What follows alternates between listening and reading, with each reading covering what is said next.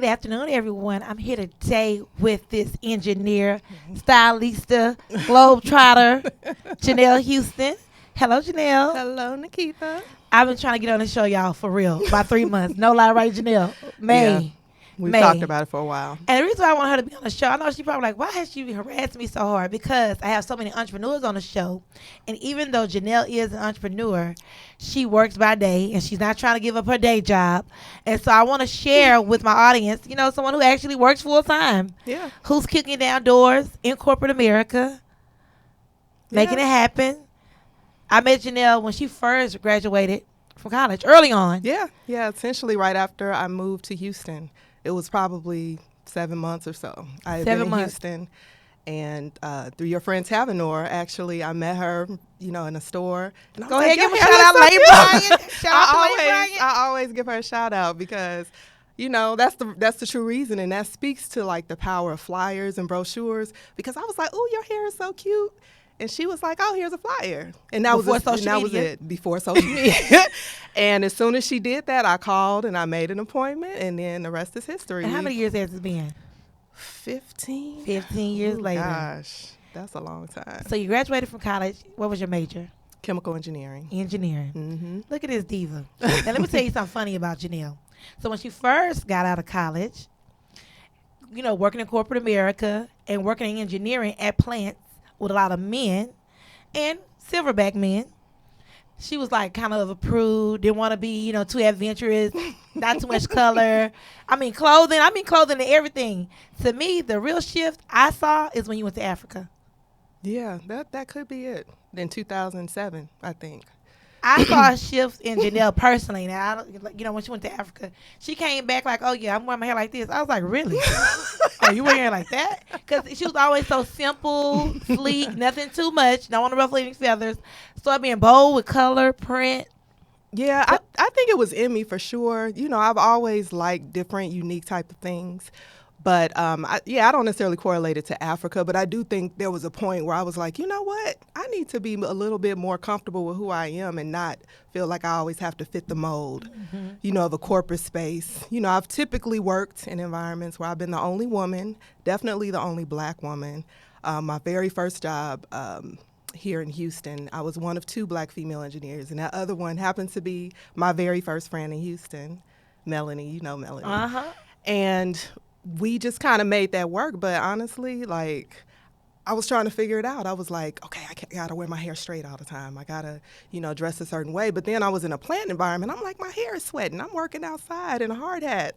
I'm just going to do what works, And then the Africa trip you're talking about, that was a missionary trip in 2007 with my dad. And we went to Liberia, West Africa. And that was a life-changing experience. It was 2 weeks of work, not just physical, but mostly mental and emotional work. Because, a lot of times when people talk about going to Africa now, it's to the fun places, South Africa. We're becoming more evolved as a community, I would say, in travel. But at the time, like, people were like, I don't want to go to Africa like that. So when we went, it was very focused on training their leadership to become ministers. And there was supposed to be about 15 of us with my father's church, and it ended up just being my father and I. It's a long story, but anyway, it just ended up being my father and I going. So I had to step up and do like ministry type of work, and I was like, so I'm not going to be a fraud. I'm not a minister. They were like, but no, you're gifted. And so I was training and coaching and, leading different projects and stuff like that over there, but there was no real power, at night. There was no hot water. There was so many things that humbled me down to the core. And I was like, okay, all this other stuff we worried about doesn't matter. But then, I did come back and had a little bit more vibrant, energy. I saw a spark, personally. I saw a spark in you.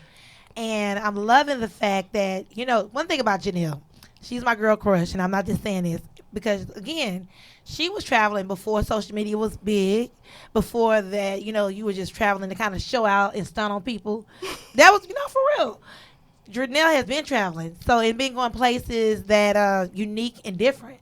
I was like, oh, that's so cool. I want to do that. And at the time in my career, I was scared to take off work too long. So for somebody to go out of town for 7 days, 10 days, or 14 days, that was like real envy. Like, girl, you was gone 14 days. I can only be gone 3. I just had a conversation a minute ago talking about, oh no, 2-day trips for me for right now. So, that really, really appealed to me. But more than anything, what really made me admire Janelle is the fact that she could pick up and just go. That take a lot of gut. It take a lot of And one thing about moving, to move, get settled, and then have to relocate again. Move, get settled, have to relocate again. And so that's why we call this sort of transition, because it's not easy. And it may surprise you that it was not easy for me to even make the decision to move. So I think it was 2012. I had worked for 10 years for my, company that I started off working for in Houston. And I knew it was time for a change. I was looking internally and externally, but I was like, I need to shift. I felt too stagnant. I was like, you know how you feel like you're not really growing? Mm-hmm. And I had just completed my MBA in 2010. And so probably from 2010 to 2012, I was trying to figure out my space in the world. I was like, all right, what do I really want to be? What do I really want to do? Where do I want to take my career? And so that's when I was like, all right, let me look everywhere. And I got a lot of opportunities that weren't in Houston. And I'm not from Houston, so I didn't necessarily have a hardcore bias, but I had a lot of reasons why I was interested in staying. And so I was like, well, dang, why does everybody want me to move? And then I finally got this call from a recruiter who was like, hey, we got an opportunity for you in Northern California. And I was like, so the company that contacted me were based here in Houston. Mm-hmm. And I was like, but I can just go downtown. I don't have to go way to California. They were like, no, this is an opportunity we need you to come to California for. And I prayed over it. I analyzed it to death. I was like very torn on what to do. But ultimately, I did decide. And after I made that decision, everything was easy after that. But it was making that decision. That was the hardest decision I had to make. Even today, you still feel like that was one of the hardest decisions? I feel like maybe not in life, but, definitely a very challenging decision because, I grew up in Chicago, right? So I had moved, going to college in Alabama, coming to Houston. I felt like I was very, flexible and agile and, could move and start fresh easily. But I had been here for 10 years. So my adult life really got started in Houston, and I got rooted here. Mm-hmm. And I had a regimented life. I went to work, I had the same friends, I had the same activities. I didn't really flex my muscles too much in terms of stuff that I did. And so I knew I needed to change, but I wasn't thinking like in another state. I was just like, I need to do something else here. And not that many miles away. Yeah, and I had nothing against California, but all I knew was LA. I didn't know like the Bay Area like that. And I was like, I don't know, is that an area that I would really enjoy? Is that an area that really speaks to me? And some people who knew me, especially those who had gotten to know me like just a few years prior, were like, oh, that area is you. Because at that point, they're seeing natural hair. They're seeing, me rocking, all these different types of clothes that, are definitely more of, what I like, my taste, more eclectic, creative stuff. So some people were like, oh, you'll love it. And I was still like, I don't know. We'll see. But then I did get there, and it definitely changed me. What type of changes took place in California? Well, I think the fact that I didn't know anybody, I really just had to start from scratch and figure out how to establish my life there. So I'm an introverted extrovert, right? Or extroverted introvert, whatever one you want to call it. But I love people, but I definitely, am comfortable doing stuff by myself and all of that. You think you are, but then when you have to go somewhere by yourself and you don't know anybody in the room, that really can test you. And so I found myself, going to different Meetup. There's an app called Meetup, and I was able to connect with a lot of great people through that. So I did things that I wouldn't have traditionally been able to do here, like going on sailing trips, going to Napa, of course. Mm-hmm. Eventually ended up going hiking. Like, who goes hiking? Not in Houston. In Chicago, you're not hiking anywhere. Right. So I had all these new experiences that really helped me see things a little bit differently and not be in this regimented, stagnant space that I felt I was really working in. Another amazing thing that happened in California, you were able to be a part of the start of Stocks and Stilettos, right? Well, yeah. So I actually, I think it probably started in my transition out of California. So when I was there, I met so many people who kind of stretched my brain power in different ways. And one of them was one of my friends, Nicole. We went to the same church, and she was telling me after service that she had to go to an investment club meeting. And I was like, oh, okay. And I didn't know anybody who had done that, not in my age group for sure. And I was like, I'm intrigued by this. So she was an accountant and had a bunch of accountant friends, and that's what they did. But it still was kind of in the back of my mind, like, you're 30-some years old. You need to step up your game and start doing something like that. And so it just so happened I was out with another friend, met Cassandra randomly, didn't know what she did. We ended up connecting and had a conversation, became Facebook friends, and then I saw that she was starting to promote her new business. And I was like, oh, okay, well, this is right up my alley. And then shortly after, the Stocks and Stiletto Society started, and she was, talking about kicking it off. And I was like, I'm ready. I'm all in. Yeah. Because at the time, I was just interested in doing more investing outside of like 401k and, work-related investing, and really focusing more on my personal growth in that area. And so when I met her and I moved, we continued to maintain the connection. And then she announced that she was going to start investment clubs, and she needed people to help, develop and get on teams to start building out the platform. Okay, I'm ready. And I was on an events planning team. And so we ended up like having this road show of different places where she could start talking about what was happening. And in the background, there were different teams working on, the operating handbook and just different things to kind of outline the structure. And so by the time that completely rolled out, I think it was October 2017, we had a club. And there were 8 of us initially, and all of us had been involved in some way, form, or fashion. And they were like, yeah, so we need to assign roles. We need somebody to become the president. I was like, which one of y'all gonna do it?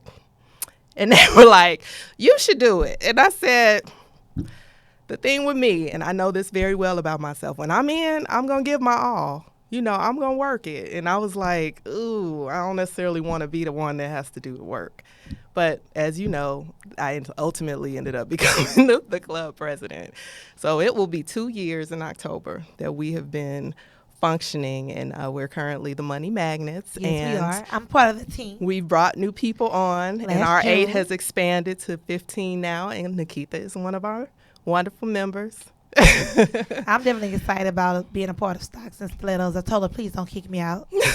I had a meeting 2 months in a row that conflicted with our monthly meeting, but I really, really enjoy it. I was talking to a guy friend yesterday, and I said, oh, yeah, I'm a part of an investment club. He was like, really? Because he was talking about starting an investment club. Oh, nice. Okay. And he was talking about building up some money to really aggressively start investing in real estate. They want to save the money for the real estate. And so he was like, yeah, I got to iron out the kinks. And I said, well, the investment club that I'm part of, this is how we do it. Because he wanted to find out how everybody could be on a checking account. I said, that's hard. And I was telling him, I said, so what we do, we draft money, every month. I said, I don't know the details. I'm sure people don't pay sometimes, but they know how much you have invested. Mm-hmm. So you get a piece of the pie. But more than the money, I like the fact that we really learn about stocks in a non-intimidating way, if that makes sense. Yeah, for sure. Because I was able to join this club and have a voice early on, not really knowing much, but common sense. And I think we overthink it. Yeah, that's true. And the fact that you were able, or at least open to speaking up, because everybody's not that open. And sometimes people don't even want to ask questions that they may feel make them look stupid or whatever the case is. And we always encourage everybody, and I try to create an environment where it's like, no, ask. Because I want everybody to feel knowledgeable. I'm still learning. Right. And the reality is there's so many different ways you can, analyze stocks. There's so many different types of things that you can invest in. So there's still a lot of evolvement that takes place. And I know I have so much to learn, but you don't want to miss a call. And that's in all honesty, because you don't want to be out the loop, because you already don't know a lot. So you don't want to have a gap. You don't want to widen the gap. That's how I feel anyway. But every time you get on a call, you learn, and it's your money at stake. That's the point. And it's only 1 hour a month. Yeah, it's only 1 hour a month. It's not a big commitment. It is, but to hash it out, because your one vote, your one voice could determine whether we're going to purchase another stock, if we're going to sell a stock. It's value in it, but I definitely like the dialogue. And it's rare to have women of color talk about money in that manner. That's true. Talk about money in that manner. So thank you for including me. And I think it's major. And I know the stocks and stiletto society can be bigger and better because it's a big deal. Oh, for sure. Yeah. And people are making money in different ways. It's not about hard work anymore. Yeah. Hard work is great. But it's about putting your money in different vehicles and vessels that's going to multiply. I mean, we're at the age where that makes sense. You know, it's okay to play, you know, in your 20s, a little bit in your 30s, but you got to really start thinking about life. Like, when do you want to stop working? You got to do something to prepare yourself to not just be focused on today or what's cute today or what's going to depreciate tomorrow. You need to really think about, where do I want my money to go? How do I want it to grow? And the ways that we have traditionally done it, you know, putting money in savings accounts and all those things, it's like, okay, you can grow a little bit and it's safe, but all you have to do is become more educated and not fear the stock market or fear investing in bigger things, and you can see a much better return over time. Yeah. So that's not the only thing Janelle does. So this globetrotter, chemical engineer, president of the Stock and Stiletto Society. Well, at least our Money Magnus Investment Club within the society. Yeah. Who does a great job. But not only that, has a new fashion house. Tell us about that. So in 2017, I decided that I wanted to do something more in a creative space. I had just moved back to Alabama, just moved to Alabama from California. So I immediately got a raise, right? Cost of living went down. I had extra time. I wasn't doing as many activities. And I was, you know, really intentional about where I wanted to spend my time and how I wanted to spend my money. And I was like, all of my hobbies cost me something. I don't have any hobbies that are like making me money in any ways. And so it just so happened that I had a dress form mannequin because I did my mother's 60th birthday party with one. And I was looking at this mannequin like, what am I going to do with this thing? And my heart didn't allow me to give it away or throw it away. And so I just thought through it, and I was like, what is it that you like? What are the types of things that you're into? And then I started thinking about when it comes down to clothing, I was like, yeah, there's definitely times that people have said, like, I would have never thought to wear that. Or they'll compliment something. I'm like, this was $10. Like, this was not even something that special. And so I decided to create a space where people could feel comfortable being an individual and not focus on, everything that's trendy per se, and really feel comfortable with stuff that may make them stand out. Mm-hmm. It's okay to stand out in things that aren't necessarily the hot item of the month or year, whatever the case may be. So it's called Make It Your Own Style House. And even the name, because a lot of people were like, well, why didn't you focus on the eras that you really, target, which is like the vintage retro era? And I was like, because that's not it. Because I like custom stuff. I like new things. It doesn't just have to fit into that box. And that was the thing. Fitting into a box was not what I wanted. So I'm like, make it your own. Mm-hmm. Be what you want it to be. You can rock something that somebody else is wearing, but how are you styling it in a way that represents your personality, right, represents the things that you like, and represents, your spirit? Like, I love colorful things. I don't always represent that at work, but let the weekend come. I'm going to wear things that make... I love prints. I love, all types of vibrant things like that. So I wanted to make sure there was a space where that could be shown. And I also like things that are kind of one of a kind and unique, and special and unique. So I focused on that because, no disrespect to, a lot of the vendors who distribute and sell a lot of stuff that everybody can buy, but I didn't want that. I'm like, I want something where you get it, you're like the only person that's rocking it, at least in today's day and age. Now, maybe in the 70s and 80s, a bunch of people may have worn it, but today, you're the only person that's rocking it. It's all you. It's it, And so, to me, that was a space that I wanted to create, and you talk about being fearful. I was definitely nervous about doing something different. Because that's totally opposite of what you do during the day. Totally opposite of what I do during the day. Totally opposite of what I thought people perceive me to do. And why I cared about that, I don't know. But I knew that I was trying to reach people. So to me, it did matter how I was perceived, because I'm like, if I'm trying to tell people that, hey, this is an area that, you know, I'm trying to put out and it's a new business I'm trying to start, I was like, are people going to be looking like, dang, you know, I know people would expect travel. Like, that's a no-brainer, because everybody knew that I was doing that often. But I was like, something in this space might surprise people a little bit more. So I was definitely a little anxious about that. And so I decided I wasn't going to focus on people I knew. I was going to focus on people who liked those types of items. And so when I got online and made my first post, I didn't tell a single person. Well, maybe I told like 5 people. But it wasn't many. Not many. I didn't do a big announcement. I just started sharing on my personal social media. And, you know, whether that was smart or not, or whatever you want to call it, that was my strategy, to not let, you know, just Personal, voices and, well, just let outside voices get in my head, and really just focus on my goal, and really just focus on what I wanted to do. But I want to pause, and I want to stop at that. Not letting outside voices get in your head. And, you know, for me, because we're all guilty of it. We're all guilty of allowing somebody to talk us out of something that we know that we love, or we know that we're passionate about. So what I do, because we all are in fragile spaces sometimes with new ideas, when it's that fragile, I just don't share it. Honey, I I'm don't. an expert at that. You know, keep some to myself. Yeah, believe it or not, as public as I am, I know how to decipher what I want to tell. You know, I definitely know what I want to share, what I don't want to share. And when things are fragile for me, I don't share them. And I definitely don't share them with people who you know going to break you down. Well, you know who those people are. You do. Mm-hmm. You know who your cheerleaders are, and you know who your critics are. And I don't mean that your critics are bad people. They just being a devil's advocate when, and you know, we need to hear both sides. Yeah. But it's funny that you say that. So a lot of times, I know me, I'm like, And it's funny because one of my girlfriends say, we should be having a lot of generic conversation later. And I was like, yeah, because I'm just in a little fragile state. I know. You know, honestly, you have to protect your peace. Weather. You have to protect your peace. Yeah, we're going to talk about what's going on TV. We're going to get a lot of personal on me right now.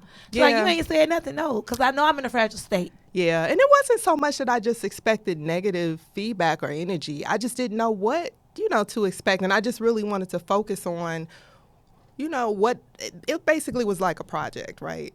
And I plan, just especially in my corporate space, I do a lot of project management. So for me, I'm like, what do I need to do to be prepared to roll this out?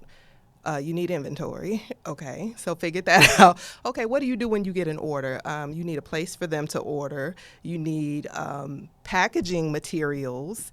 What type of feel do you want them to have? Do you want them to think, oh, let me just open this? Or do you want them to feel like... experience. And so I was like, okay, I want to write a personal note. So I just carved all of that out. And then I was like, all right, well, what does this look like online? Because at that time, there weren't like a gazillion boutiques online like that. There were definitely some, but there weren't like...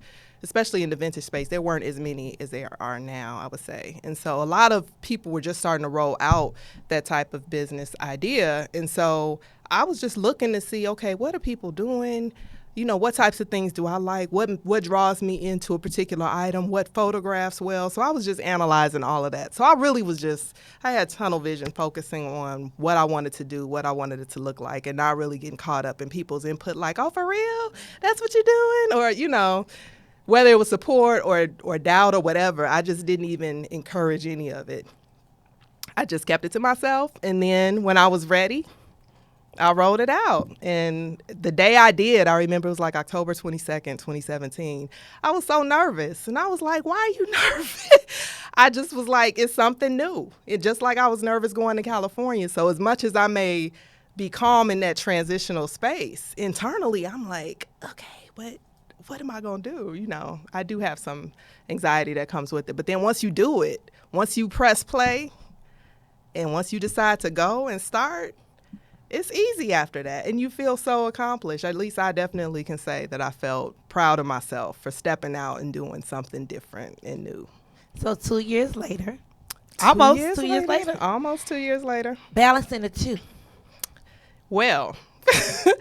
So last year, I didn't do much of anything with it. So I transitioned back to Houston, and that transition came with a lot because when I moved back, I was engaged.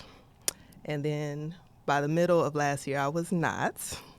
So that was something I had to adapt to along with new job. I had just moved back. I was even living on a different side of town. I was living on the west side, and I had previously spent all of my time in the Loop, primarily, south in Houston. So even adapting to a different side of town, it was different. Especially in Houston. I can't speak on other cities, but different. Houston, it's like a whole nother world when you live south side, north side, east side, or the west side. Exactly. And so all of that just was my point of taking a moment to just really not be involved in everything, And so, unfortunately, the boutique business had to take the back burner because I'm one of those people, when I'm giving of myself, I want to give. I want to be present. I don't want to just be in a fake space where it's like, I'm not feeling this right now. I'm too exhausted for this right now. I really wanted to make sure I was in the right mental and emotional space to really focus on that. And I wasn't last year. And so once I got to a place where I was like, all right, cool. Because I also bought a house last year. I also had a big, milestone birthday celebrate. So it was so much stuff going on that I couldn't just focus on that alone. So you had a shift. I had a shift. And by the end of last year, I had moved into my new house. I had, worked out everything else, the job. I was focused on everything I needed to do there. I understood the dynamics, and let me be more specific about that. So most of my career has been in operations, or some type of reliability, technical project management space, and I moved into like more of a technical sales role. Totally different than what I had done. So I had to really focus on making sure I knew that craft before I could do other things. And so once I felt like that was in a better space, I said, okay, now it's a good time. I'm a little bit more stable. I'm back here. I'm rooted. I got my new home. I know how to figure this out. And so that's when everything started moving forward. And I think it was January. I was like, I'm back. Full force. Full force. Shows every month for sure. It started in May. And the way that came up, and this is how I know things you got to go with the flow sometimes. Because that happened organically. Like, I did not set an intention to do pop-ups this year. My intention was to start back up this year. And I did have an intention, very specific intention, to multiply, income by 3 years, by 3 times the income of what it was at the beginning of the year. And mostly that's just putting in the work, selling more stuff and all that. Or, providing different services or whatever the case may be. But I didn't think about it from a pop-up shop because I was like, that's more work. I like the online space. That was my comfort zone. But then randomly I was at this art store, really. And I was with a friend, and I saw someone had a vintage display, and I asked a question. Oh, you all sell vintage items here? And they were like, no, well, this is one person, but we're actually having an event next month. If you want to participate, give your information. Gave my information, and the rest is history. I was nervous to do that very first one because I'm like, let me prepare. Do I have everything? Now I need bags because now people aren't just getting stuff in a package, shipment. Now they're getting things that they can take away. So just thinking through all of that in my analytical space. But yeah, so it's been every month since May, every single month. And it's been rewarding. I can say that for sure. You've been busy. I've been tired too. I've paid the price. So 2020, what are you looking forward to in this next decade? Yeah, so and I say that in regards to 40s, being like you said, you had a milestone birthday. Yep. 2020 is coming. So what is this the decade of 40 to 50? What does it look like or feel like to you? Definitely more balance, because I mentioned earlier, I'm the type of person that once I'm involved, I give a lot. I give a lot, and I have to learn, or I've had to learn how to balance that and say no more. I've had to learn how to even scale back. Like I said, I've been doing it every month. I can't do it every month all the time because I travel a lot for work too. So, there's some months, if I do it all, like I'll never have any time for myself. And I'm saying this to someone, with no kids, like I can fill up a calendar. So I have to do that. But this is my least traveled year. I haven't traveled personally like I normally do, which is surprising to me even. But making sure I travel, making sure I have more time to relax, making sure I'm not only focused on these two things, but I have a whole bunch of other stuff I really want to do. Okay. So carving out time to really get those wheels turning as well. So balance, I think, is a key area, not even just with the way I spend my time, but just the way I spend my mind. You know, making sure I'm more thoughtful about meditation. I used to think about that like, whatever, like, it sounds great, but It's power in stillness. it is. And, you know, the times that I actually do take the time to be still, it's powerful. And you asked me earlier about the social media. I think that's what it was for me. I think that's what it was for me, just being a better manager of my mind. Not that it's a bad thing, but like you could be reading the Bible, you could be reading a new self-help book, you could be reading a new investment book. It's just so many things I could have been doing in it. I could have been working out. It's so many things I could have been doing in that space. You know what I mean? Yep. And I was like, come on, because time is that thing that we can't get back. Yep. So it's the time in your mind. They kind of go hand in hand, Yep. So that's what it was for me. When you asked me about it earlier, Mm-hmm. just being a better manager of my mind. Yeah. That's what it was for me. It's important. It is. It's important because you can drive yourself crazy trying to do it all. And I've even learned that myself. Well, thank you so much, my Libra sister. Yes, ma'am. Thank you for coming. I'm Thank you. Nikita Ross, Janelle Houston. Be sure to follow her on Instagram. Her Thank two you. sites, what are they? Miyostylehouse, which again is make it your own. Miyostylehouse, and then the World Photo Teller. That's the other one regarding travel experiences. So, All right. Well, stay in touch. Until next time. Bye. bye.